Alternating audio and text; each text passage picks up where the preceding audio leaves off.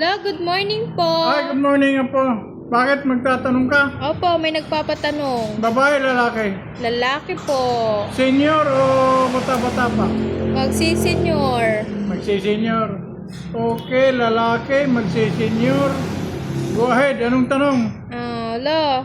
Yung asawa niyang OFW sa Israel ay matagal na pong nandun. And then? And then, umuwi na po yung babae.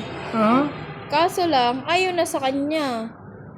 Ngayon, And then, pinapalayas po siya sa kanilang bahay. pinalalayas. Opo. So, ano naman ang kanyang tanong? Ano po kayang pwedeng gawin? Dahil pinapalayas siya sa kanilang bahay. Ano po yun? Wala na po siyang hati doon? Yung kanilang napundar. Opo, naipundar Ng nilang kanilang dalawa. pagsasama. Opo. Apo, sa batas natin, unahin muna natin. Baka kaya siya pinalalayas, gawang may nakagawa siyang krimen, o may mga sumbong na haka-haka lang.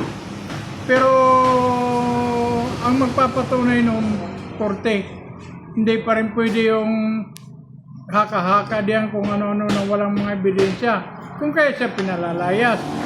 Ngayon, hindi pa naman siya napatunayan na siya may ginawang kabalbalan, and then basta siya pinalalayas, willing naman siyang maghiwalay sila. Opo. Ano yung property ang habol niya? Opo. Okay. Naipundar. Ang property po, bagamat yung babae ang kumayo dahil naroon sa abroad, siya nag-alaga ng mga bata, matatawag pa rin ang conjugal property yun po.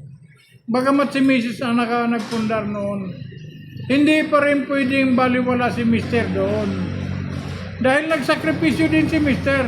Si Mr. ang nag-alaga ng mga bata. Mapundar nila yung kanilang bahay sa tulong din ni Mr.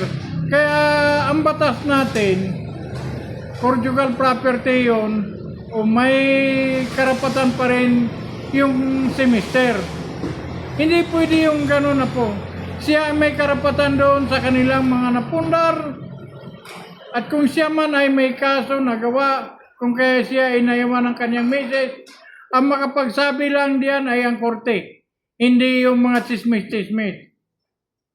Hanggat walang patunay ang korte na siya ay nagkasala, anumang napundar nilang mag-asawa ay conjugal property yun, ibig sabihin maghati pa rin sila. Dahil pagmamayari pa rin nilang mag-asawa yun. Yun lang, mister. Itanong nyo sa mga abogado kung ano man. At ito lang yung aking alam.